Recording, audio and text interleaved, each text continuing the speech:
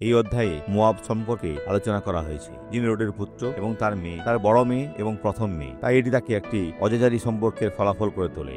জিরমীয় বইয়ের 48 অধ্যায়ের 11 পদে নিম্নলিখিতটি পড়ে: মোয়াব বাল্যকাল অবধি নিশ্চিন্ত ও আপন কাদের উপরে সুস্থির আছে।